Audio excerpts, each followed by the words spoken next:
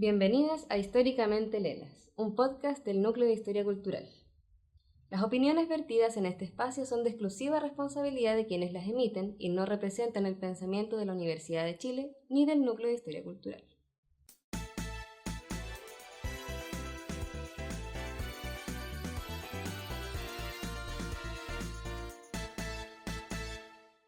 Muy buenas, bienvenidos a un nuevo capítulo de Históricamente Lelas. Hoy estamos Mari Lara y Gaila Enríquez grabando.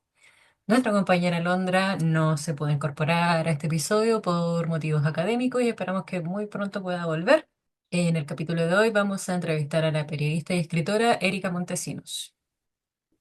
Bueno, Erika, primero que todo, muchas gracias por estar acá en el podcast Históricamente Lelas. Te comentamos que este podcast es sobre, o sea, es sobre historia y lesbianas, básicamente, y pertenece al Núcleo de Historia Cultural de la Universidad de Chile. Kael y yo y Alondra somos integrantes del Núcleo de Historia Cultural. Tenemos algunas cositas para conversar. La idea, más que nada, no es tanto hacerte preguntas, sino que la conversación fluya. Conversar. Sí, conversemos. Ya, ya, súper.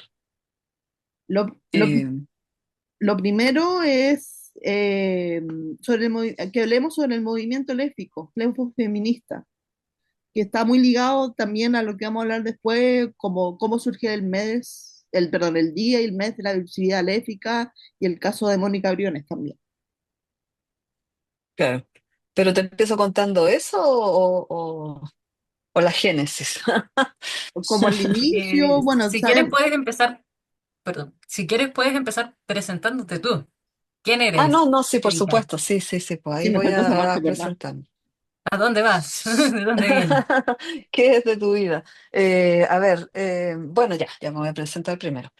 Bueno, mi nombre es Erika Montesinos, de profesión periodista, ahora escritora también y activista lesbiana feminista desde hace años, digamos, más de 20 años, que llevo en el tema del activismo lésbico feminista en Chile y Latinoamérica, pues. Harto tiempo. Y sí. Sí, muchos años. Sí, empecé cuando tenía 30 años, justamente. O sea, a militar más en serio, digamos, porque desde fines de los 90 que yo iba como estudiante de periodismo, iba a las organizaciones, porque en ese tiempo sin redes sociales y con un internet que era así como Google y para de contar nada más, y Google así nomás, no como está ahora, no había, o sea, la discoteca era un espacio y las organizaciones, esos eran los espacios de encuentro. Entonces a mí igual como que me anduvo aburriendo el tema de las discotecas, porque igual yo venía de una universidad, la Universidad de Arcis, que ya no existe, pero en ese tiempo venía de una universidad muy militante, muy política, entonces yo ya tenía como una conciencia política y tenía la intuición de que había que hacer algo con lo que me pasaba.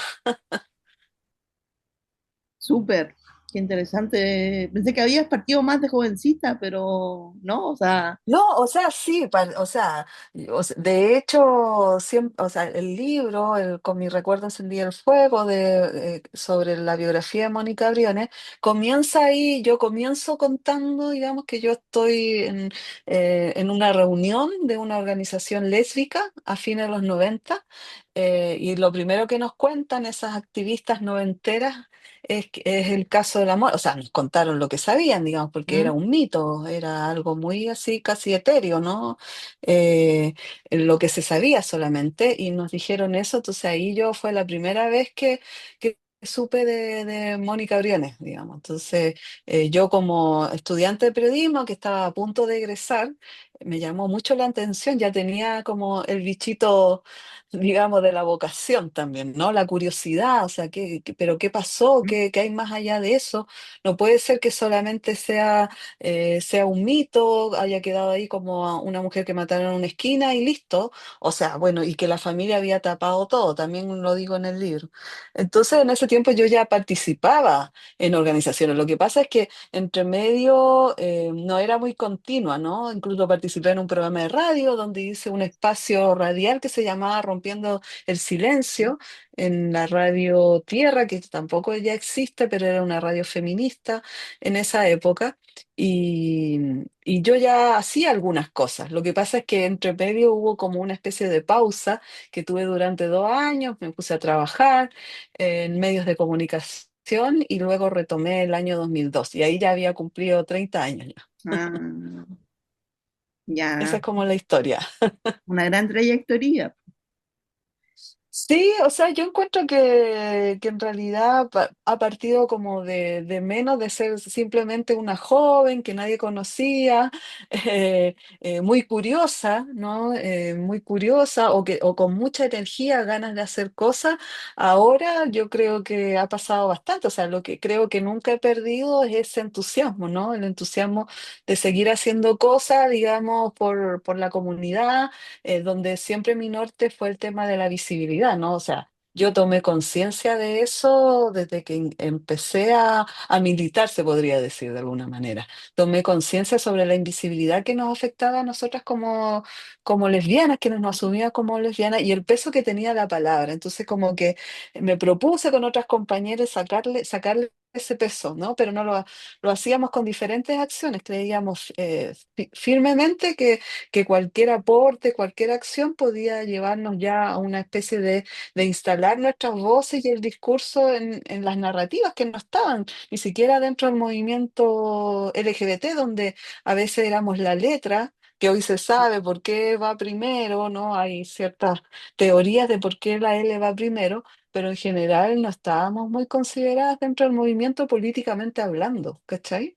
Sí, sí, bueno, No y habían voceras, no habían líderes, teníamos y las organizaciones lésbicas en esa época, a fines de los 90, principios de los 2000, todas estaban aparte del movimiento gay, de repente se aliaban, pero siempre había divisiones y peleas, ¿no?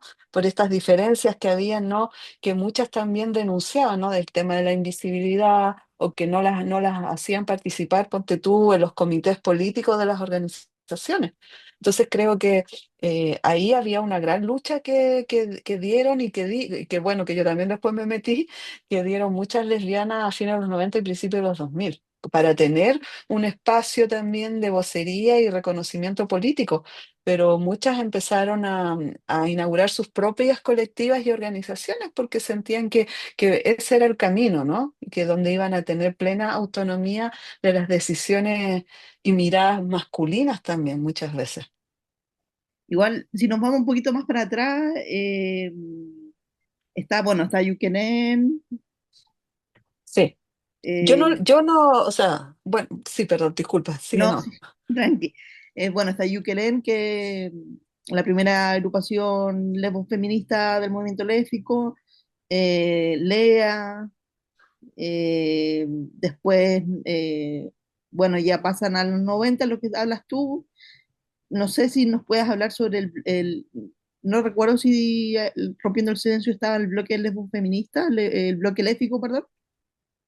Sí, pero el bloque léfico, lo que pasa es que la génesis, bueno, a ver, yo he sido igual una, entre comillas, estudiosa, digamos, de la historia del movimiento lésbico feminista chileno, ¿Mm? ¿no? Entonces, yo igual, como te digo, no estuve en los 80 ni principios de los 90 porque era joven o estaba en otra, ¿Mm? simplemente. Como te digo, yo empecé a participar a fines de los 90 y principios de los 2000, que es un periodo de la historia del movimiento lésbico que se ha estudiado poco. Sí se ha estudiado bastante los 80 y los ¿Mm? 90, digamos, antes de los 2000, porque claro, es lo que más o menos pueden contar las que todavía sobreviven, digamos, ¿no? ¿Mm? Yo, por ejemplo, a fines de los 90 conocí a las fundadoras de Ayugelén y también a las que las fundadoras de Ayugelén ya no estaban ya en esa época, sino que había como una, ¿cómo se puede decir? Una nueva generación de ¿Mm? ayuquelinas, así le decían, ayuquelinas. Y las ayuquelinas, claro, pues tenían mi edad, por ejemplo, esa era la nueva generación. Pero también había, como tú bien dices, otras colectivas. Bueno, las ayuquelinas de los 90 que les decían, ya habían hecho hasta incluso un encuentro. que yo después me enteré, ¿no? Y ellas lo contaban también, ya habían hecho un encuentro el año 92. mm, Todavía no, o sea, siempre está como la contradicción si fue en Pirque o en Caleno de Nos. mm. Algunas dicen que fue en Pirque y otras, y ahí está como la contradicción, pero yo encontré un recorte de prensa o una foto por ahí que decía Pirque. Sí, Entonces, en el año 92 hicieron un primer encuentro, ¿no? Que llegaron incluso en buses las compañeras, alojaron, por ejemplo, ahí en Pirque, no sé dónde habrá sido, quizás la que fueron ahí lo pueden contar, dentro de todas esas colectivas que participaron en ese encuentro y que después siguieron participando, estaban, por ejemplo, las Lea de Concepción, ¿no? Que su fundadora, una de ellas falleció hace sí, poco y otra de las fundadoras por ahí anda, digamos, ¿no? Pero eran de Conce y dieron, ¿cómo se llama? Hicieron un granito de visibilidad también en el sur de Chile, sobre todo. Y bueno, y habían otras cuyos nombres, digamos, eran bien divertidos. Por ejemplo, había una, se llamaba Las Com, que eran como coordinadoras de mujeres, algo así. Estaban las punto G. mm, Había un grupo como de que jugaban fútbol, se juntaban y se llamaban las Pan con Chancho. mm, Pero todas esas eran como colectivas que como que duraban poco, ¿no? Se fumaban después, que generalmente suele pasar dentro del movimiento de mujeres que surgen de repente todos estos movimientos, estas colectivas, y de repente desaparecen, no porque quieran hacerlo, sino que porque de repente el costo de la vida, las presiones de la vida como para quienes nos asumimos como mujeres, digamos, mujeres cisgénero, ¿cachai? Igual nos trae un peso también, ¿cachai? Entonces, siempre el activismo, el movimiento, el activismo, digamos, lésbico, feminista y de mujeres en general, mujeres cis, siempre ha sido como complejo, ¿no? O sea, en participación me refiero. Entonces, después también, y de ahí, ya a fines de los 90, 96, por ejemplo, ya comenzó a aparecer una iniciativa muy importante que fue la Coordinadora Nacional Lésbica.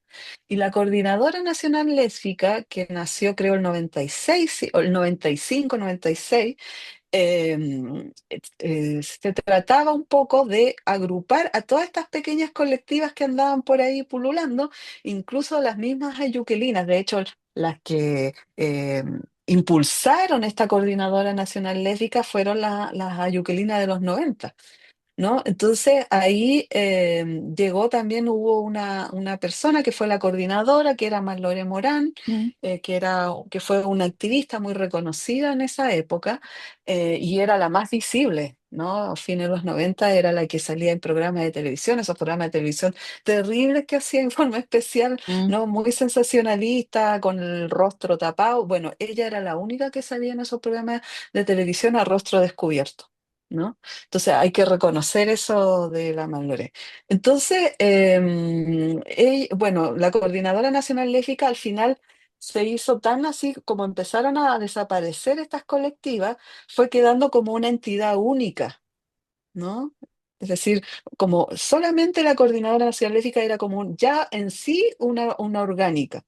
Y ahí llegué yo. ahí Y llegaste eso te tú. estoy hablando el 97, 98, 99. Ahí estuve yo. Y yo vi, por ejemplo, también el quiebre que se produjo con el móvil histórico entre la Coordinadora Nacional Lésbica y el móvil histórico. De hecho, yo estuve presente en una votación que hubo entre todas porque habían diferencias, es decir, habían unas que apoyaban unirse al móvil histórico para que para que les arrendaran una oficina, ¿no? Porque iban a arrendar una casona a los del móvil histórico y querían que la coordinadora tuviera su propio espacio, un lugar para funcionar. Porque hasta ese momento funcionaban en las oficinas de una organización feminista que se llamaba Ana Clara, ¿no? Ya no existe esa organización. Y bueno, y la cosa estaba dividida, porque algunas querían y otras no. Y las que no querían, y las que advertían y que decían no confíes nunca en los gays, poco menos, eran las ayuquelinas. ¿no? Entonces, y nosotras, las que estábamos al medio, yo entre medio, era como, digamos, estábamos ahí al medio sin entender nada, porque cuando tú llegabas a estos espacios no te contaban la historia, era como que tú tenías que ir cachando más o menos el mote, ¿me entendí? Ir escuchando mucho, yo escuchaba mucho también, y como buena estudiante de periodismo tomaba nota. Ujú. Entonces, ahí como que fui cachando cómo era la dinámica. Y votamos como sin saber, ¿no? Como que yo decía, ya, pero no lo encuentro tan malo tener una oficina, o sea, que se unan con el móvil histórico, no lo encuentro tan mal. Pero las ayuquelinas advertían ahí, advertían que las estaban usando, que no era conveniente, que era mejor la autonomía y bla, bla, bla. Y bueno, y cuando ganó la opción de unirse al móvil histórico, hubo un quiebre súper grande que fue el 97, me parece, el 98. Hubo ese quiebre y las ayuquelinas se retiraron de la Coordinadora Nacional Lésbica. Y desde ahí empezaron a tener una casa, digamos, o sea, empezaron a tener este espacio hasta que se produjo también el quiebre con el móvil histórico y ya la Coordinadora Nacional Lésbica pasó a ser una entidad autónoma. ¿No? O sea, se cumplió la advertencia que habían hecho las ayuquerías sobre esta mirada política que tenían de la Ujú. relación que había entre lesbianas y gays en ese tiempo, ¿no? Que era mucho, o sea, ahora no es nada, digamos, era mucho más, o sea, yo creo que todavía, ¿no? Pero en ese tiempo era mucho más machista y misógino que actualmente, ¿no? O sea, muchas denunciaban que las hacían servir café, no, yo no sé si era real, pero como que llegaban esas historias, ¿no? Dentro de los movimientos gay, ¿no? Entonces, no, en el fondo era para decir que no eran consideradas sus historias ni sus vocerías, ¿cachai? Eso era en el fondo lo que se trataba de decir. Y bueno, y ahí, ¿cómo se llama? Empezaron a surgir iniciativas. Una fue un programa de radio que se llamaba Amazonas. Amazonas, Ujú. que funcionó en esta Radio Tierra que yo les decía al principio, y ahí me invitaron a hacer a mí un programa radial, un espacio radial dentro del programa Amazonas. Y ese espacio radial le pusimos Rompiendo el Silencio. Y la idea era que yo leyera historias que no se conocían sobre lesbianas famosas, entre comillas, y casi todas eran perdón, escritoras. Entonces, por ejemplo, yo contaba quién era Safo, de cómo había nacido el nombre de lesbiana, Safo de Lesbos, como esas historias que en ese momento tampoco que se sabían tampoco, ¿no? Y ese espacio yo estuve como un semestre nada más, porque después me retiré, me empecé a dedicar a mi tesis, la típica, ¿no? Ujú. A sacar mi tesis para obtener mi título de periodista, y me alejé un poco de ese programa y de las organizaciones en general, ¿no? Dejé como un rato el activismo y me dediqué a desarrollar mi carrera profesional. Esa es como la historia de los 90. Bueno, Y ahí y regresé después, el con la 2002 con la revista, revista. Ahí regresé ya con todo ya. y ahí no te fuiste más, pues, está bien. Mm. Ahí no me fui más porque fue un proyecto que me entusiasmó mucho. O sea, yo siempre quise aportar desde mi profesión. Entonces yo sentía que de mi profesión se podía hacer algo. Y porque ya en ese tiempo estaban muy de moda los sitios web, ¿no? Y estaba, pero tú entrabas a internet y estaba, o sea, buscabas lesbiana, bueno, lesbiana te salían solo páginas Mm. porno. Y, Todavía. eh, y si colocabas gay, hoy se supone que Google había sacado eso, pero bueno. Mm. Y se suponía que, o sea, bueno, y estaba plagado de páginas para gays. Si colocabas gay, salía. Bueno, y ahí una veía los sitios gay que estaban llenos y que te colocaban, que eran muy de mala calidad, siempre con gallos en pelota, como esa onda. Y el tema lésbico Un era como Grindr un rinconcito, era prehistórico. como un rinconcito, eran unas notas chiquititas, unas notas que se sacaban de por ahí, cortar y pegar, era muy difícil. Entonces, no eran espacios como de encuentro. Entonces ahí, cuando comencé a ver, por ejemplo, yo trabajaba en una agencia de noticias y supe sobre la inauguración de un diario de noticias en el 2001, que era El Mostrador, un diario electrónico. Y yo dije, oh, qué buena idea, un diario electrónico. Y de repente dije, podría ser una revista electrónica, dije. Como que ahí pensé un poco en una revista electrónica y dije, claro, una revista digital lésbica. ¿Cachai? Ya que habían estos sitios web, yo dije, porque ya tenía conciencia y sabía muy bien que la invisibilidad era súper grande dentro del movimiento y eso me incomodaba mucho. Mm. No me incomodaba que fuéramos tan invisibles, porque yo veía las organizaciones, o sea, estos programas de radio que se hacían, que habían organizaciones en que, por ejemplo, tenían espacios, por ejemplo, de salud sexual, que estaban teniendo proyectos súper interesantes y eso no se sabía por ningún lado. Entonces, en ese momento dije, una revista digital lésbica donde se puedan contar estas cosas. Entonces, yo en realidad lo hice bien profesional.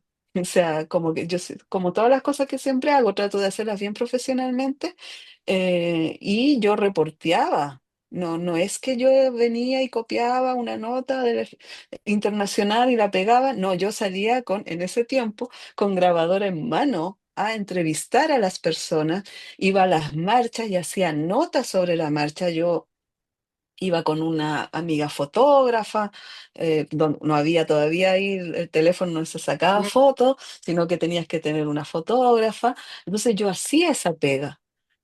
Entonces, por eso yo creo que la revista empezó a agarrar vuelito súper luego, porque al final hacía entrevistas súper interesantes, empezó a correr la voz. Yo andaba con unos stickers que andaba pegando en los baños de las discotecas, donde veía así lesbianas, le pasaba los stickers, decía, chiquillas, están revistas, bla, bla, bla, y hacía esa pega todos los sábados. Todos los sábados salía a recorrer, porque no había redes sociales, entonces había que hacer eso. A pegar stickers en los baños, a pasar los volantes a la salida de la discoteca para que supieran de la revista. Estaba muy convencida de mi proyecto. Yo sabía que mi proyecto, que esa iniciativa iba a ser muy importante. Y luego por eso le incluimos foros, chat, porque había una necesidad de conversar, pues, de comunicarse. Ahora, habían otras páginas web de lesbianas que eran muy importantes también, pero eran mucho más para crear comunidad también, ¿no? Para contarse cosas de cómo salieron del closet, como esas cosas, pero sentía que había un vacío, un espacio de algo como más de noticia, de reportaje. Yo hacía incluso hasta reportajes también. Entonces ahí empecé con Rompiendo el Silencio, con la revista, que duró muchos años. Y tú una vez me contaste que incluso fue esta empresa, o sea, se vendió impresa en los kioscos de... Sí, bueno, sí, porque bueno, yo creo que el sueño de todo periodista es tener su propio medio de comunicación. Entonces, bueno, obviamente que sacar una revista ahí en esos primeros años era para mí imposible, ¿no? ¿Mm? O sea, me refiero en papel. Entonces, pero sí se abrió la posibilidad porque entre medio con la revista digital hicimos varios encuentros, se llamaba Encuentro Léfico de Todas las Artes, el ¿Mm? ELTA. Y el ELTA era un encuentro que era como Lollapalooza en esa época, que duraba 3 días. Y el viernes estaba dedicado a las artes literarias, el sábado a las artes visuales y el domingo a las artes escénicas. Entonces, y todos los días habían exposiciones de pintura, fotografía, y eso lo hacíamos como rompiendo el silencio. Nos aliábamos con otras organizaciones y lo sacamos. Duró hasta el año, se hicieron esos encuentros entre el año 2003 y 2006. Se hicieron esos encuentros. Una vez al año, generalmente era en verano. ¿No? Porque estaban todas mucho más libres y podía hacer, digamos, todas esas cosas. Y bueno, y desde ahí, como yo me empecé a hacer conocida con los fondos de financiamiento, digamos, las feministas me empezaron a conocer, o sea, empezaron a conocer la revista, me dio la confianza como para postular a fondos. La primera que nos apoyaron fue el Fondo Alquimia y luego para el último ELTA nos apoyó un fondo internacional. Entonces yo ya me había quedado con esos contactos y el año 2007 empecé a pensar seriamente en la posibilidad de sacar una revista impresa. O sea, yo creí que ya estaban dadas las condiciones, ya llevaba años ya con la revista digital y podía sacarla, digamos, quería cumplir ese sueño, entre comillas. Y me recomendaron, me dijeron, postula a los fondos porque es algo novedoso. Y así fue como empecé a postular y nos financiaron como tres, cuatro financistas internacionales que había mucho interés. O sea, era como muy wow, una revista en Chile, porque Chile era considerada en esos momentos así como ¿cómo que le decían? ¿Cómo se llama? El convento de Latinoamérica, porque encontraban que Chile era muy conservador. Entonces, hacer una revista lésbica que se vendiera en los kioscos era llamativo y me apoyaron mucho, mucho, mucho nos apoyaron esas financistas. Y así fue como en el 2008 sacamos la revista impresa y como suelo hacer las cosas, la hice en grande. Y no en grande, digamos, porque yo quería, sino que porque le encontraba que era una necesidad. O sea, yo quise que la revista se distribuyera de Arica a Punta Arenas y se vendiera en los kioscos, no que fuera así como en círculos cerrados, no, yo quería que fuera algo público, visto, ¿cachai? Porque eso era, digamos, el objetivo político también, ¿no? Que fuera vista, que dijera revista de cultura lesbiana, ¿cachai? Bien grande. Entonces, por eso yo, a través de Copesa, que era la única que distribuía revistas en este país, no sé si será todavía así, tuvimos que hacerlo a través de ellos y la distribuimos de Arica a Punta Arenas y luego empezó a surgir otras iniciativas, las mandamos a Buenos Aires, después se interesaron en Bogotá, Colombia, tuve la oportunidad de ir a México, llevé revistas para allá y las dejamos en librerías LGBT que había allá en México, también en España, llegaron a España, es decir, había interés por todos lados por la revista, porque si bien habían otras revistas en Latinoamérica, esta era como de buena calidad, ¿no? O sea, hicimos una revista de papel cuché, ¿no? Y yo tenía mi equipo, había fotógrafo, había un comité editorial. Realmente habían periodistas colaboradoras a las que se le pagaba y entonces era un equipo muy profesional, hacíamos algo muy, muy profesional. Y justo en ese tiempo también, eh, ¿están ahí todavía, cierto? Sí, Sí. perdón, ahí sí.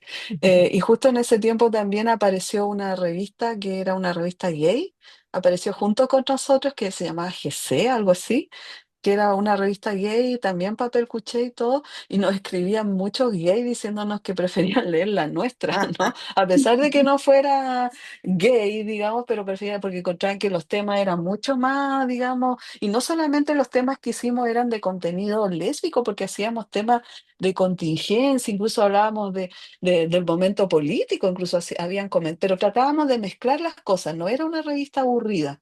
Así, habían comentarios de discos, de libros, historias de mujeres lésbicas que no se sabían, cuentos que alguna quería mandar un cuento. Entonces al final era una revista muy entretenida, yo lo pasé, hacíamos fotos de estudio, entonces yo lo pasé muy bien haciendo la revista impresa. De hecho, la extraño todavía, Ah, pero lo pasé muy, muy bien, fue una linda época. Eh, igual yo quería preguntar como, ¿qué pasó con la revista? ¿Por qué? O sea, si quieres Bueno, hablar de ese momento. porque sí, sí, sí, sí, la revista duró entre los años 2008 y 2010 y con la financista había un compromiso que nosotros teníamos que hacerla sostenible, ¿no? Es decir, que ellas fueran retirándose poco a poco y que nosotras podíamos autofinanciarnos, pero eso nunca lo logramos porque en este país eh, tener un medio de comunicación No, autónomo muy es difícil. muy difícil, muy Sobre todo difícil. impreso. Y sobre todo impreso, y además por los costos, que imagínate que en ese tiempo todavía no está al nivel que está ahora, digamos, todo caro, en ese tiempo igual nos costaba, porque igual era costoso, igual nos dieron muchas ideas, impriman afuera, chiquillas, nos decían, pero en realidad nada era como nos costó mucho, entonces al final ya las financistas se cumplieron los 3 años y empezaron a retirarse. Y ahí ya, de hecho, el último número lo sacamos con puras, casi puras donaciones. De hecho, esta misma fundadora de Lea, que murió hace poquito, que falleció hace poquito, ella donó mucho dinero, ella vivía en Londres con su esposa, y su esposa, junto a su esposa, nos donaron casi la mitad del dinero no, o sea, más que la mitad del dinero para que pudiéramos sacar la última edición. Entonces ahí, bueno, yo lloraba cuando me dijeron ya se retiró la última financista y dijo no las podemos seguir apoyando. Uy, yo lloraba, sí. triste, triste, porque era un proyecto muy, muy lindo y con el cual yo quería seguir adelante, pero bueno, después fui asumiendo que, bueno, así eran las cosas y que iba a seguir en mi activismo nomás, pues, ¿cachai? Así que por eso se murió, más que nada por falta de financiamiento. Y bueno, igual ahí nace Rompiendo el Silencio, unos años, la agrupación Rompiendo el Ah, bueno, Silencio. sí, sí, pues como yo soy porfiada, insistente, seguí, digamos, en la misma, seguí con el sitio web y tenía algunos otros proyectos, siempre ligado a las comunicaciones. Entre medio hubo un programa de streaming donde hacíamos entrevistas, entrevistamos un montón de gente, pero sucedió algo como el año, fines del 2013, que era en contexto electoral. Entonces, era como la segunda vez que se presentaba candidata Michelle Bachelet. Entonces, un día una compañera de OTD me llamó así como súper urgida y me dijo, Erika, ¿sabes que te llamo? Porque en el comando de Bachelet hicieron una mesa LGBT, con organización LGBT. Y me vaya a creer, me dijo que no hay ninguna lesbiana en esa mesa. Me dijo, estamos les trans, me dijo, pero, y los gays, pero no están las lesbianas. Y yo encuentro inconcebible que estén hablando en nombre de ellas. Entonces yo le dije, puta, yo estoy solamente con el sitio web, no soy una organización, le dije yo, pero deberías ir y darte una vuelta. Bueno, me convenció y fui para allá. Y bueno, y efectivamente había una carta petitoria que le estaban haciendo a la candidata y habían puras demandas así que bueno, que algunas teníamos en común. No, bueno, a mí no me cargaba lo del matrimonio igualitario, pero era como la demanda principal, la ley antidiscriminación y bla, bla, bla, pero no había nada, ni ninguna, nada que hablara de lesbianas, por ejemplo, la salud sexual, o bueno, para las que optaban el tema de tener hijos, nada parecido, nada. Y Los ahí derechos como que filiativos que igual los derechos de filiación, por son distintos para ejemplo. las parejas lésbicas. Exactamente. Entonces no había nada como nuestras preocupaciones específicas. Y ahí yo pensé y dije, oh, sería bueno entonces tener una organización. Y nuevamente, así como fue con la revista, se me prendió la ampolleta. Dije, una organización, dije yo. Y ahí me empecé, es que a mí se me ocurren las ideas y es como que las tengo que llevar adelante, no me quedo tranquila. Entonces, ahí llamé a otras compañeras, a dos compañeras más, y les dije, oye, me gustaría hacer una organización léfica, pero que no fuera solamente como una organización callejera, o sea, no callejera en el sentido como más, digamos, como habían organizaciones colectivas Autónoma. en ese momento, autónomas que hacían rayados, que estaba ¿Mm? súper bien, digamos, ¿no? Que hacían rayados y todas esas cosas, sino que dije, una organización que se dedica a hacer incidencia, que vaya al Congreso, que vaya, que se reúna con los ministras, que vaya a los ministerios y todo el asunto, que haga incidencia. Y a estas dos compañeras les encantó la idea y pusimos mano a la obra, pues. Entonces llegó el momento de ponerle nombre a la organización y todas estuvieron de acuerdo. Yo no quería, pero las chiquillas me dijeron rompiendo el silencio porque es un nombre que ya está instalado. Pero es que le dije, todas la reconocen como revista. Ya vamos a tener que explicar nomás que ya no es revista, que ahora es organización. Entonces tuvimos un tiempo largo siempre diciendo, no es revista, es organización. ¿Cachai? Y el 2014 ya nació la agrupación lésbica Rompiendo el Silencio. Y ese fue ya mi nuevo proyecto donde yo estuve junto con otras compañeras, porque ahí ya no era yo solita, no era como la revista. Bueno, la revista nunca fui sola, pero no era así como que yo tenía un equipo. Aquí yo tenía que armar una especie de colectiva, es decir, que otras se entusiasmaran también y activaran también por Rompiendo el Silencio. Que no era fácil, digamos, porque como yo les dije al principio, las mujeres no hemos sido, quienes fuimos educadas como mujeres, no fuimos educadas para el espacio público. Entonces, como activar todavía en esa época, al menos el 2014, había cierta resistencia, faltaba tiempo, las chiquillas igual ya me gustaría, pero no sé, no quiero ser pública, ¿no? Era como esas barreras. Pero el 2014 empezamos a armar Rompiendo la agrupación y siempre mi objetivo fue institucionalizarla, es decir, que tuviera una sede, que tuviera un lugar para que otras compañeras se fueran a reunir, que incluso hubiese una psicóloga que a lo mejor brindara atenciones gratuitas. Todo eso lo conseguimos a lo largo de los años. Yo estuve 8 años como coordinadora de la agrupación. Y lograron varios Sí, vicios importantes, los derechos filiativos. filiativo, sí, sí. O sea, con la agrupación, o sea, y junto a otras colectivas que también empezaron a emerger en ese ¿Mm? momento, porque es como eso, ¿no? Como que hay ciertas épocas en que aparecen muchas colectivas y después no hay muchas. Pero bueno, en esa época coincidió de que empezaron a aparecer otras colectivas y entre todas llevamos adelante un proyecto de ley, o sea, fue la primera vez que colectivas lésbicas, solamente lésbicas, presentaban un proyecto de ley desde ellas. No que el móvil, no que, ¿cachai? No, solamente nosotros presentamos, hicimos incidencias, fuimos a hablar con diputados, senadores, y vivimos harto ninguneo. O sea, al principio no, cuando íbamos al Congreso, ahí con la agrupación nos preguntaban, nos decían, por ejemplo, un senador nos dijo, ¿y el móvil dónde está? Así como que cuando llegamos a la reunión, él esperaba que aparecieran los activistas gay, ¿cachai? No, le dijimos, somos solo nosotras, pero ¿cómo ustedes sola? Así, ¿dónde está todo el movimiento? Entonces, no se nos validaba, ¿cachai? ¿Cómo? No entendí, cómo lesbianas organizadas, ¿cachai?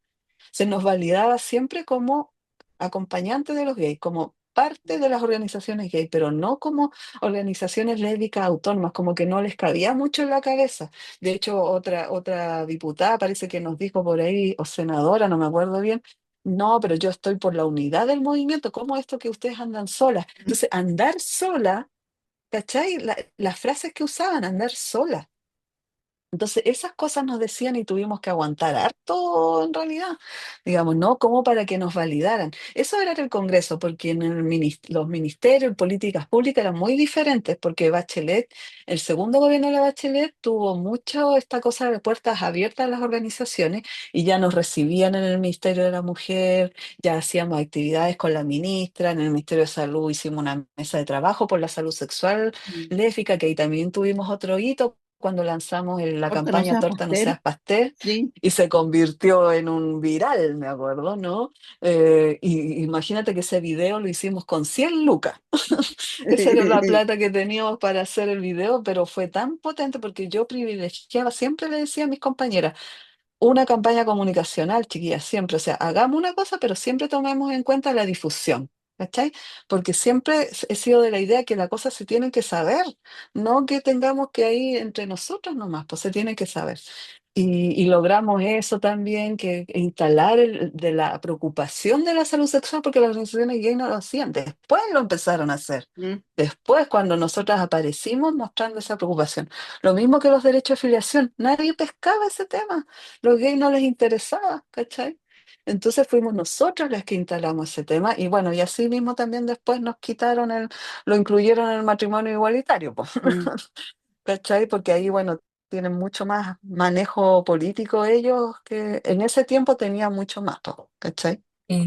Igual ahí se ve un tema como súper marcado de misoginia, al fin y al cabo. No se lo puede Sí, decir de otra forma. El andar sola es el asumir que incluso sí, la lesbiana tiene que andar con un hombre. pero para que veas, Como incluso porque sí. las agrupaciones lésbicas tienen que estar bajo como el alero, el amparo El de alero de las agrupaciones de hombres. organizaciones gay. Según Sí. ellos, o sea, cuando yo enrostraba eso, me decían que no era por eso, era porque el movimiento tenía que estar unido y que era más fuerte cuando estábamos unidos, no así que andábamos todos autónomos e independientes. Entonces yo trataba de explicar, muchas veces me tocó explicar eso, yo llegaba a ser majadera. O sea, yo decía, ya le dije yo, pero las lesbianas tenemos preocupaciones y necesidades diferentes. Entonces mucha gente me decía, ya, pero ¿cuáles son? Nadie sabe cuáles son esas necesidades. Nos trataron de locas. Muchas veces mitómanas nos decían. No, ¿Cachai? No, sí. La terrible. mejor forma de confirmar, no, ¿cómo voy a ser misógino? Tú eres una loca histérica. Exacto, nosotros éramos las histéricas. Entonces, cuando salíamos a protestar por nuestras muertas, por ejemplo, lo de la Mónica Briones, éramos Mm. tres pelagatas para en esa esquina y todo, y éramos consideradas ya estas locas, ¿cachai? Y muchos activistas gay que todavía incluso están ahora con puestos políticos, o sea, ahora tratan de hacerse los lesos. Uno me pidió disculpas una vez, me dijo, Erika, tenías razón y todo. ¿Cachai? Y yo era más inmaduro en esa época y fue el único, pero hay otros que ni siquiera nunca se han acercado para decirnos, oye, sí, realmente fui estúpido, fue un misógino de porquería, ¿cachai? como reconocer eso, ¿cachai? También el tema de los derechos filiativos, como dices, es distinto por el hecho de que las lesbianas pueden quedar embarazadas y criar a esa criatura con otra mujer. Claro, pero eran realidades que estaban Que, claro, súper invisibilizadas. Y lo único que se hablaba, que yo también era majadera, era de la adopción. ¿Cachai? Que sí, está bien, ¿no? O sea, ¿para qué vamos a estar con cosas apoyando la adopción? Pero lo único que se imagina la gente entre parejas del mismo sexo es la adopción. Entonces, cuando nosotros hablábamos de que habían alternativas, que dos mujeres podían optar a inseminación, que si bien era caro, que es otra lucha que ahora están dando, digamos, algunas organizaciones, que es que sea público, que no sea tan costoso y cosas así.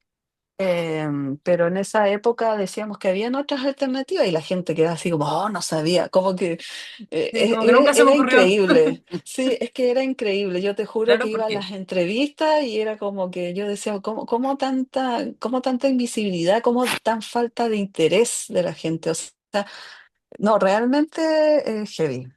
y es Entonces, creo que brígido. hoy en día a lo mejor puede que esos discursos estén más instalados, ¿no? Claro, porque muchas veces cuando se habla, o es lo que creo yo que todavía se da, cuando se habla de adopción homoparental, se piensa en justamente en una pareja de hombres gays que adoptan un niño para formar una familia, para que igual tampoco creo que sea algo ilegítimo, Claro. el querer tener una familia. Pero hay que considerar que para el caso de las lesbianas, muchas veces situaciones por el tema de proteger a ese niño, esa niña, esa criatura, porque una de sus madres no tiene ningún amparo legal para su tutela, que es lo que pasa antes de que Así se es, pudieran eso es casar. lo que explicaba, eso es lo que contábamos, porque bueno, a mí igual yo veía, por ejemplo, la lucha que tenían algunas mamás que eran mamitas, como le dicen en el Cefán, algunas mamás, por ejemplo, que estaban ahí como en el tema del reconocimiento y que sufrían bastantes humillaciones, digamos, con, ¿cómo se llama?, para reconocer a sus hijos, para matricularlos en el colegio. Y yo no estoy hablando de que y de hecho, eso era lo que primero que tenía que aclarar en muchas entrevistas, que no era que como que por ser mujeres cis era como que natural que teníamos que tener esta cosa de la maternidad. No, habían compañeras que optaban por la maternidad. ¿Cachai? Entonces, esas compañeras, porque antes había mucha contradicción dentro del movimiento lesbo feminista, incluso con la maternidad de las lesbianas. ¿Cachai? Entonces, como que había que sacar eso, ¿no? ¿No? Había que sacar esa carga que tenía la maternidad porque algunas compañeras optaban por ese camino, pero no las íbamos a dejar ahí, ¿cómo se llama? Como teniendo todas esas humillaciones y todo. Entonces, al final convocamos a varias que estaban poniendo, por ejemplo, demandas contra el Estado. ¿Cachai? Están poniendo demandas contra el Estado y las convocamos para este proyecto de ley. En ese tiempo nosotras fuimos financiadas por ONU Mujeres y la Unión Europea y nos permitió, por ejemplo, contratar a abogadas, ¿cachai? A una abogada lésbica que nos ayudó mucho eh, y que nos, ¿cómo se llama? Que pudimos redactar el proyecto de ley, ¿cachai? Pudimos tener ese financiamiento para tener un equipo jurídico que no era tan necesario, pero por ejemplo, igual nosotras no teníamos las herramientas como para hacerlo nosotras mismas. Y bueno, de hecho, con mi nuevo proyecto hoy en día, que es Fundación Poderes, queremos subsanar esas cosas, digamos. Pero bueno, todavía no les cuento sobre eso. Sí. Oye, Erika, bueno, muy Mm. interesante lo que cuentas. Y queremos hablar más sobre los hitos de la agrupación Rompiendo el Silencio. Sí, Ya esto más tirado para el 2019, 18. Yo me acuerdo que en el 2019, Rompiendo el Silencio con algunas otras agrupaciones, hicieron una marcha de Plaza Italia a Irene Morales, ¿te acuerdas? ah, Yo era claro. chica, tenía como 21 años y me acuerdo que fui Ay, sola. chica. Hubo varios hitos ese año, bueno, además del estallido, pero antes del Tenía estallido 18. tuvimos varios hitos como agrupación. Aparte de esa marcha, que al tiro te la cuento, o sea, con la agrupación lanzamos uno de los pocos y nada estudios que Ah, hay, sí, de veras, también digamos, fui. sobre lesbianas en Chile. Sí, pues ser lesbiana en Chile. y hicimos un lanzamiento, y salió en todos lados, porque igual tenía, a pesar de que hoy en día, de hecho está en biblioteca digital pública, ahí se puede descargar, ¿Mm? pero a pesar de que hubo reparo, digamos, con su metodología, digamos, con el análisis de las cifras, igual fue revelador en algunas cosas. Por ejemplo, la mayoría de lo que destacaron los medios de comunicación, porque como ustedes saben, yo siempre muy preocupada de que se diera a conocer por todos lados, digamos, las iniciativas que nosotras llevábamos adelante, fue que preguntamos, por ejemplo, ¿a qué edad tú percibiste que te gustaban otras chicas? No cuando saliste del closet, sino que cuando percibiste. Y más del 50% dijo que fue antes de los 14 años. Entonces, eso fue titular en la tercera incluso, ¿no? Así como más del 50 antes de los 14 años, porque al final se derribaba ese mito, ¿no? De que en la adolescencia, o sea, muchas lo percibían, no es que salían del closet, sino el closet podía pasar muchos años, pero percibirlo, algunas lo percibían antes de los 14 años. Entonces eso fue revelador. Y bueno, y ese fue un hito súper importante y luego vino el tema de esta marcha. Nosotros veníamos conmemorando el Día de la Visibilidad Lésbica desde el año 2015. Ahí, como les decía adelante, éramos como tres pelagatas solamente Mm. ahí con una vela para en la esquina, pero lentamente se empezó a dar a conocer mucho más el caso de la Mónica con la investigación que estaba haciendo yo. Le empecé a contar a muchas quién era Mónica Briones, se empezó a instalar, digamos, que ese día era por esto, que la Mónica había, que las Ayuquelén también, bueno, la Mónica había sido amiga de las Ayuquelén, entonces había una conexión potente histórica ahí, pues como para conmemorar. Y además que era también que todavía alguien empezó de repente a decir que era el primer caso documentado. ¿Cachai? En las redes sociales. Yo de hecho ni siquiera tenía conciencia de que la investigación me apuntaba a eso. Pero empezamos a hacer activismo en la memoria de la Mónica, pues, ¿cachai? Y de todas nuestras muertas, porque imagínate, después del 2016 fue el caso de la Nicole Saavedra, entre medio la Ana Kut, Mm. y cuántas otras compañeras que antes ya habían sido asesinadas también, en el 2017 la Susana Sangüesa. Había como una especie como de zona roja que nosotras le dijimos con el tema de la Nicole, o sea, la Nicole, la Susana Sangüesa. Había otra compañera que parece que tenía conexiones con el asesino, tenía conexiones con otro caso, ay, de apellido Castro, se me olvidó el nombre de esa compañera. Pero bueno, contar que empezamos a activar para visibilizar las violencias que se estaban sucediendo, digamos, en esa época, ¿no? Entonces, el 2019 se hizo una marcha que fue la Red Levo Feminista, me parece, que la convocó Mm. con Rompiendo el Silencio y nos juntamos en Plaza Italia y fue súper cortita. Fue Sí. así como de Plaza Italia con la Alameda y llegamos al tiro ahí a la esquina donde está ahora el monolito a la Mónica y a todas las víctimas del lesbodio. Entonces fue muy corta y bueno, y ahí me acuerdo que había una piedra que estaba, ahí ya no estaba el monolito por si acaso, pero las chiquillas fue como el primer intento que se hizo. Las chiquillas igual fueron las chiquillas de la red feminista que querían tener como algo así como que estuviera ahí como una especie de monumento. Entonces arrastraron una roca gigante que no sé, y la iban arrastrando y todas íbamos así con velas y todo. Y ahí en esa esquina, pues en esa esquina la dejaron. Después vino el estallido y destruyeron la roca y rayaron un mural que habían hecho. Después lo volvieron a hacer, lo volvieron a rayar. Entonces, bueno, de hecho, esa misma época, por eso mismo yo dije, es que chiquilla, no podemos seguir así como que ponemos algo y lo rayan al tiro, esto tiene que estar protegido. Mm. Y ahí fue cuando el 2019, en esa misma fecha, ingresamos la primera solicitud al Consejo de Monumentos para que ¿cómo se llama? Se instaurara, digamos, se nos permitiera hacer como ahí un mural. Esa era la idea primera, una placa en esa esquina en memoria de la Mónica Briones y de todas las víctimas del lesbodio. Porque yo les dije a las chiquillas, a mis compañeras, yo les dije, es que esto tiene que estar protegido, porque si seguimos así de manera autónoma, lo van a rayar y nadie se va a hacer Mm. responsable. ¿Cachai? Por eso yo, bueno, yo siempre he sido como creyente un poco en las instituciones, digamos.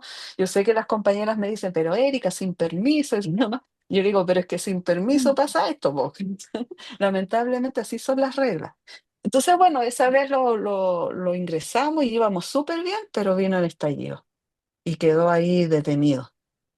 Quedó como congelado porque más encima esa esquina fue súper afectada Sí, por, po. Mm. por el estallido, pasaba todo ahí, pues, entonces al final no estaban las condiciones para hacer algo todavía. Tuvo que pasar algunos años para volver nuevamente a intentarlo hasta que nos resultó. Bueno, igual recordemos que esa esquina es Irene Morales con Merced. Sí, O pues Irene Morales con Merced, sí, esa esquina es, sí, para nuestros auditores, si no saben, para que sí. vayan a visitar el monumento. Irene Morales con Merced, ahora está el Monelito que fue reconocido como monumento nacional. Queremos hablar de tu libro, que acá está. Se viene sorteo para... Ah, yo, Ah, qué lindas. yo tengo el de la Tienen. Biblioteca Nacional. Ah, buena, buena. Hoy está la Biblioteca Nacional, qué bueno. Estaba a préstamo a domicilio en la Biblioteca Nacional. Y solo lo hemos Wow. pedido dos personas. Alguien que lo pidió en enero y yo. Así que, Ya, para quienes nos están escuchando, ocupen las bibliotecas, por favor. eso mismo. Y está también en el biblioespacio Mónica Briones también. Sobre tu libro, yo tenía una consulta particular. Como antes de hablar del contenido en sí, Sí. ¿cómo fue tu proceso editorial? El buscar, desde un principio pensaste, esto lo voy a publicar como libro y tenías pensado dónde. También, Es que cuando, ¿cómo encontrar un espacio para? o sea, a ver, yo cuando empecé a hacer la investigación fue en, ¿cómo se llama? A ver, yo empecé a hacer la investigación con la idea de publicar hacer un reportaje, un gran reportaje que iba a ir publicado en mi sitio, en el sitio digital, Rompiendo el Silencio. Ujú, Eso era como el primer objetivo. Claro, igual empecé de repente entre medio a pensar en un libro. De hecho, le decía a algunos de mis entrevistados que yo quería hacer un libro, pero esa idea como que la fui diluyendo porque no. Primero no tenía claro el formato, o sea, el formato de una investigación periodística, pero tampoco quería que fuera así, como que siempre quise que fuera algo narrativo. Pero sin embargo, al final terminé por publicarlo en la revista digital y después en la revista impresa. Y casi siempre publicaba como, digamos, las cosas más importantes, o sea, la primera parte de esa investigación, como la parte que crucial fue la parte del crimen. Y esa fue la que publiqué en el sitio digital, di a conocer el crimen. Y después en la revista impresa publiqué una entrevista que le hice, una de las entrevistas que le hice a la hermana, que es la única que le sobrevive a Mónica, que es su hermana Cristina. Y bueno, y pasaría muchos años hasta que volviera a retomar nuevamente la idea del libro. Pasaron bastantes años, porque yo esta investigación la hice entre el año 2006 y 2010. ¿Tanto Ahí tiempo? hice la investigación. Sí, sí, o sea, sí, es que lo que pasa es que era como por año, ¿no? Había el primer año conocí a una de sus exparejas, después a su mejor amigo, después a su hermana, con su hermana fue como, no fue solamente el 2006, después fue el 2007, la volví a entrevistar, la entrevisté nuevamente el 2008. Entre medio también volví a juntarme con su mejor amigo, pero en el fondo no es que tuviera tanta gente entrevistada en esa época. Yo busqué a mucha gente, llamé por teléfono a muchas personas, muchas amigas de ellas que no querían, no quisieron hablar, digamos, ¿no? Era como que no voy a decir nada. Otras que sí me aceptaban y solo por teléfono no juntarse conmigo. ¿Cachai? Entonces era como que estaba medio difícil, digamos, ¿no? Y además que igual yo había entrado al archivo y todo y apareció el famoso programa Enigma, que ahí me cambió casi todo, po. Ahí en el libro lo cuento, ¿no? Y ahí suspendí la investigación, cuando salió el programa, yo ya dije, no, llego hasta aquí nada más. O sea, yo lo di por terminado, pero en el fondo, ahora que lo pienso, fue como que suspendí la investigación, pero seguía haciendo activismo en Memoria Mónica y empecé a difundir sobre ella, digamos, ¿no? Empezamos a difundir, a instalar el Día de la Visibilidad Lésbica, siempre contando sobre su historia, ¿no? Empezamos como a instalarla, digamos, ¿cachai? Pero no 100% haciendo la investigación. La investigación empezó a aparecer cuando, o sea, empezaron a ver como pequeños atisbos para seguir con la investigación cuando instauramos el Día de la Visibilidad Lésbica el 2015, cuando hicimos la primera actividad, así como las velatones, empezamos a hacer velatones el 2015, 2016, hacíamos velatones ahí en esa esquina y llegaba gente ahí. O sea, cada vez que yo publicaba algo de la Mónica o aparecía algo de la Mónica, aparecían personas que la habían conocido. Entonces, eso fue como súper, a mí me parecía súper extraño porque, o sea, no debió haberme parecido extraño, pero llegaba gente como muy emocionada, a gente adulta y mayor a decirme, oye, yo hice dedo con la Mónica desde la playa, oye, a mí con la Mónica fuimos compañeros en Alcohólicos Anónimos, me contaban, oye, yo fui polola de la Mónica.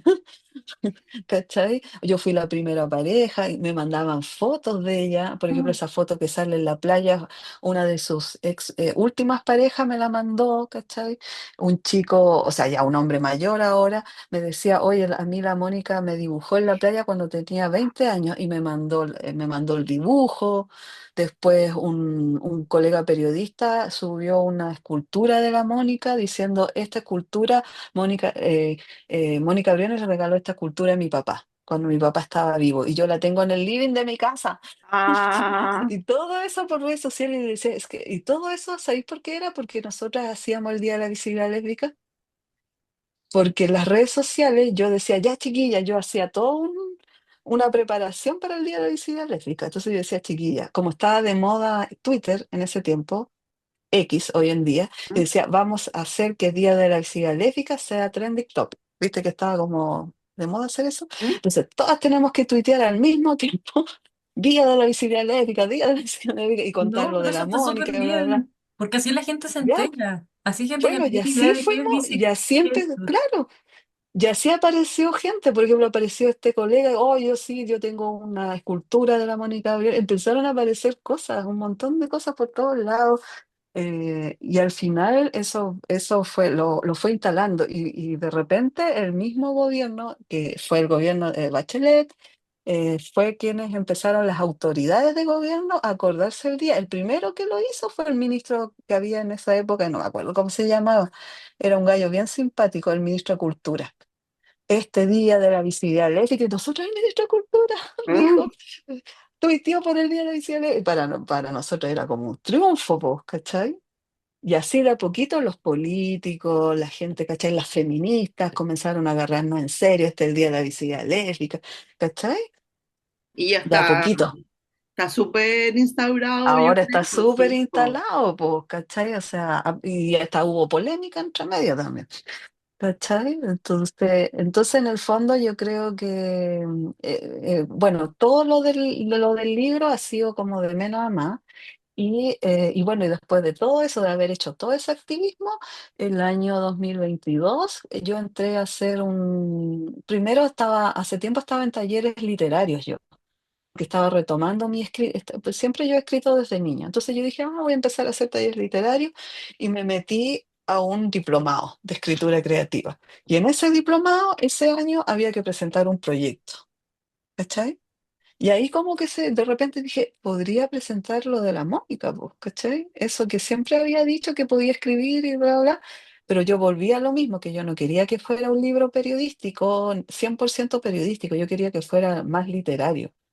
Y yo vi que había, bueno, eso es algo que me caracteriza a mí, que es tener como un carisma de visión, creo que se llama. El carisma de visión es cuando tú visionas algo y tú dices, para allá va la cuestión, como que lo ves. Entonces eso yo siempre veo oportunidades que son, y le acierto, ¿ah? Yo digo, aquí hay una oportunidad. ¿Cachai? Entonces en esa vi que había una oportunidad. Yo dije, aquí hay una oportunidad para poder concretar este proyecto, sin pensar que lo iba a publicar, pero de a poco me fui dando cuenta en ese diplomado que mi proyecto iba agarrando vuelito, pues, porque me empezó a apoyar una profe, empecé a tener tono, a tener una voz, a tener un estilo literario, y empecé a darme cuenta que realmente podía ser publicado, pues, ¿cachai? Y ahí me atreví y me dieron el contacto de una editora de Planeta, que yo siempre digo la mejor editora del mundo, Ana Rodríguez, y, y a ella le encantó, po.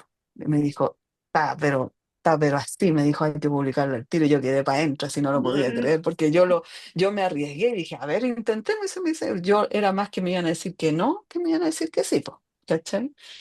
Pero me dijeron que sí, yo no la podía creer, pues entonces, no, lo tenemos que publicar, está súper bien escrito, o sea, tiene tono, tiene estilo, y además es una historia que no solamente cuenta lo trágico de la Mónica, sino que da a conocer, digamos, eh, varias partes de su vida, y también la mezclo con la mía, ¿cachai? Y eso es algo arriesgado que yo quise hacer también, porque en general los periodistas no se tienen que meter en las historias, pues, pero yo, chao, dije, no, me voy a meter nomás porque aquí lo amerita. Lo amerita porque son historias lésbicas, vivencias lésbicas, donde yo al principio de ese libro digo que no tenemos nada en común, pero en el fondo teníamos muchas cosas en común tenemos muchas cosas en común con la Mónica Brián.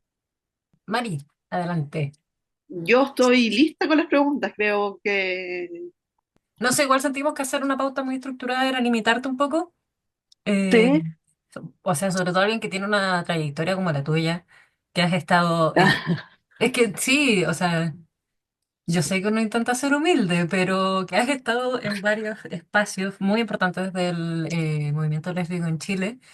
Igual como que a tratar de hacerte pregunta, respuesta, nos podía limitar mucho, así que igual la idea era como que pudieras hablar de lo que De quieras. lo... Sí, no, o sea, a ver, sí, a veces como que me pongo medio humilde, pero sí reconozco que igual he trabajado harto, digamos, porque tengo una convicción, digamos, ¿no? Entonces esa convicción es la que a mí me mueve.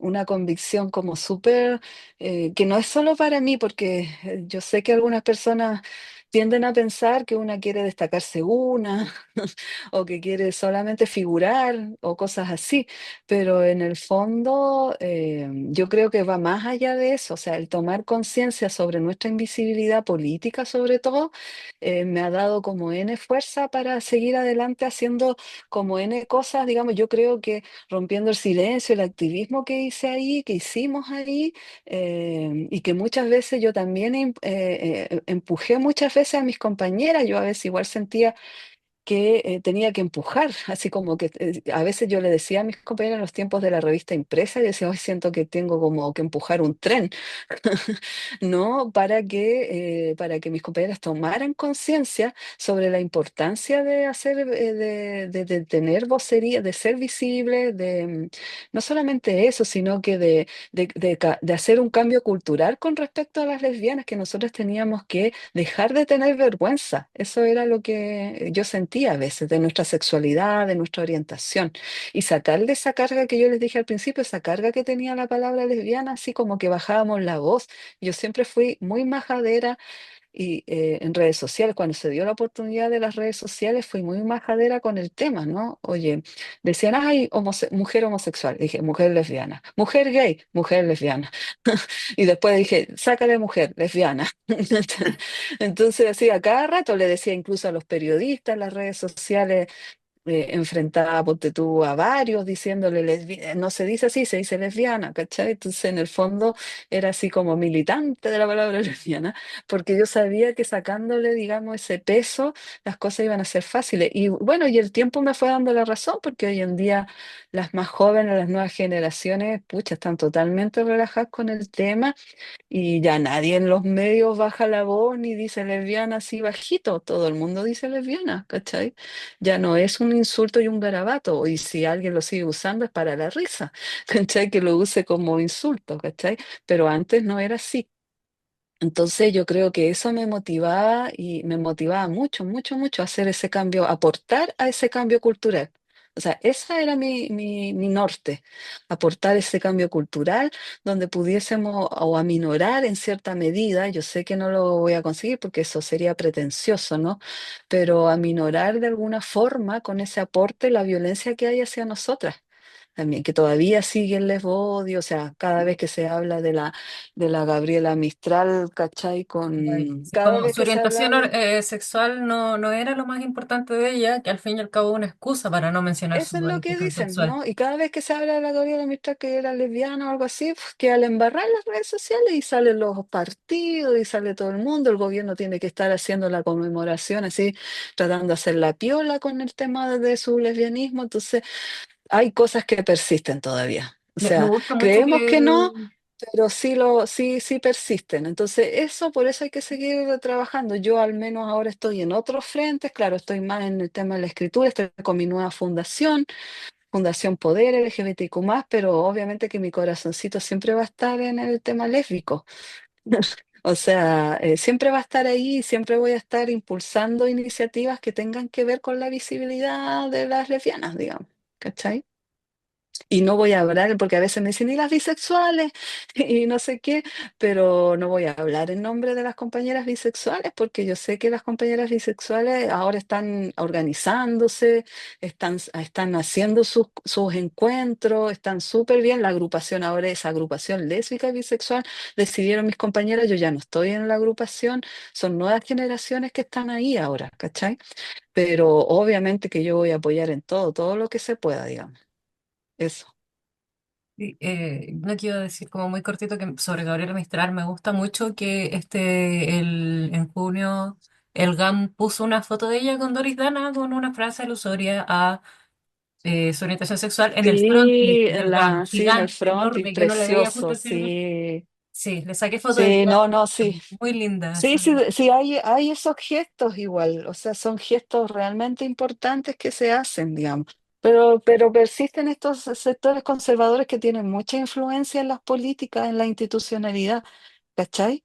Entonces, lógicamente que a veces esta cosa de política, ¿cachai? A veces nos juega en contra, pero bueno. ¿Cachai? El tema del wokismo, que menos mal que ha bajado un poco, pero lo del woke y no sé qué, o progresistas y no sé qué, Decir ¿cachai? Como progre que como ahora fuera mal insulto. visto, Sí, cuando es como es una cuestión básica de derechos humanos, ¿cachai? y ¿Me entendí? sobre Es como que el... si nos quisiéramos dar gustitos, cuando qué gustitos si es una cuestión, o sea, están devolviendo nada más, están reparando toda la violencia como sociedad ante mío contra las personas LGBTIQ+. Así es. ¿Cachai? Y Entonces eso, pues. sobre como la importancia de decir lesbiana, de hecho, marqué con lápiz grafito porque lo tengo que borrar para después devolverlo a la biblioteca. Claro. Marqué una parte en tu libro, muy al principio, ¿Cuál? que dice, cuando estabas hablando la primera vez que hablaste con Susana, para poder saber más sobre la historia de Mónica, La que, primera vez que hablé con la Susana Peña. ujú, que cito, o sea, te leo.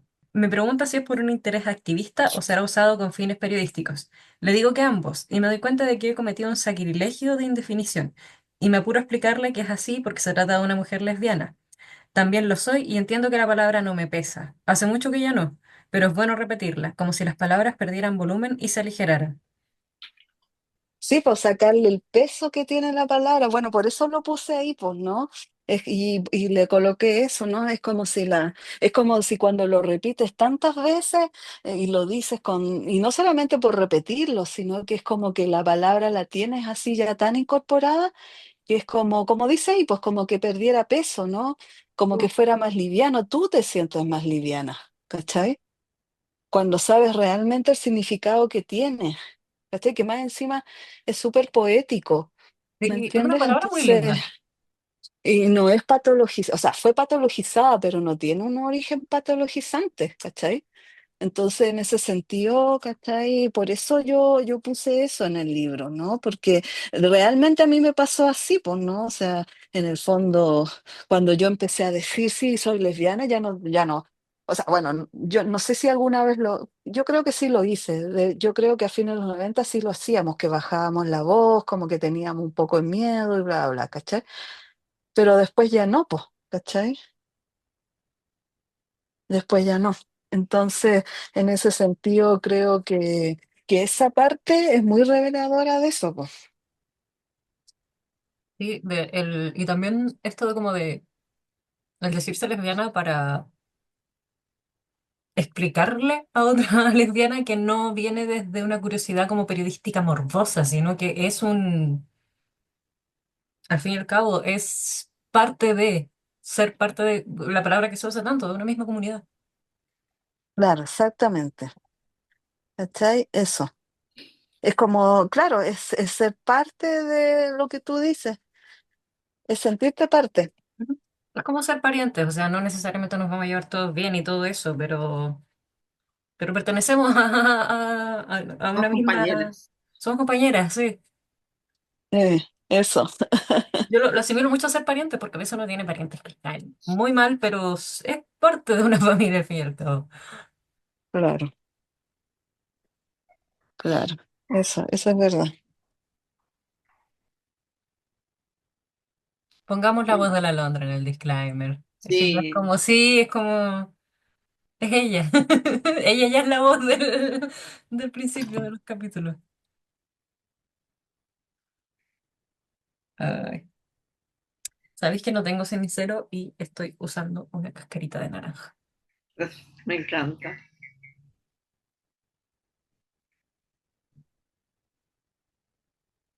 Estuvieron todo el rato mis gatos paseándose, no sé si te diste Sí, cuenta. fíjate. Sí, el Bruno y el Logan. No, y me encima el Logan entra por la ventana y me maulla para que le abra la puerta de la pieza. Hoy subí una historia para que Ay, qué bacán. lo reptes. Mira, estoy haciendo unas libretitas chiquititas. Pues sí, concha, casi vuelo el pucho. Son chiquititas, como más o menos de una, no más chicas que una media carta, porque una media carta es,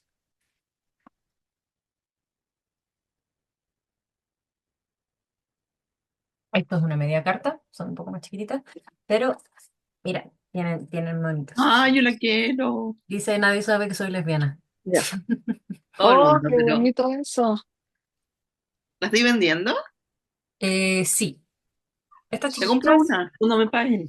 dale, igual no las estoy, o sea, no sé a qué precio venderlas porque cuando nos pusimos, como que nadie compra estas cosas. Em, pero no sé, yo creo que a 2 lucas o no, igual un poquito más Ya. grande. De este porte, las voy a hacer. Tamaño A5 porque me compré por fin hoja A4. Así que El van a ser. uno me pagan. Ah, El uno me pagan. ya. Ahí te hago, no sé, no me demoro mucho en hacerlas. No porque sea muy fácil, porque tiene harta costura, pero Ya. porque coser me relaja. Em, entonces, eso. No, Erika, Ay, con- no. eventualmente te voy a hacer llegar una de estas libretitas como regalo del podcast para Ay, qué que lindo. Oye, dice está nadie súper sabe que soy linda. lesbiana. Ay, me encanta. Amo. Me El dibujo no es mío, el encanta dibujo es mucho. de un repositorio abierto como de ilustraciones vintage, ¿Ya? sin derechos de autor. Así que, Ah, precioso. sí. Eh, Em, de hecho, tengo varias, tengo otras que dicen nadie sabe que soy trans, nadie sabe que soy bi, así, como todas con la misma frase. Sí. buenísimo. Buenísimo. Oye, chica, le falta, ¿tienen varias preguntas más? No tenemos Porque, más preguntas. ¿estamos listos? Sí, ¿en estamos serio? ya. Sí. Oh, Sí. yo pensé que yo les iba a decir que acaso me dejaban cambiarme el teléfono y les iba respondiendo en el camino todo, como no es No, no te grabado, preocupes. o sea, No, sí, gracias. grabado Ya. visualmente, me dijo. Así que Ah, podríamos ya, súper. hacerla para la despedida para que quede grabado para el podcast. Ujú. Ya. Así que bueno, muchas gracias Erika por tu tiempo. Fue un gusto tenerte en el podcast. Eh, Gracias a ustedes por la entretenida conversación. Hace tiempo que no sí, hablaba como de la historia general, así que me ha ayudado mucho ahí como ayuda a memoria. Así que quedas más que invitada en algún futuro para los nuevos capítulos del podcast. Eh, Sí, Tal vez para capítulos temáticos, porque hemos tenido algunos Me sobre comprometo a literatura. escucharlas. Muchas gracias. Sí, me comprometo a escucharlas y a difundirlas. Nada tienen de especial. Dos mujeres que se dan la mano. El matiz viene después. Cuando lo hacen por debajo del mantel, luego a solas, sin nada que perder. Tras las manos va el resto de la piel.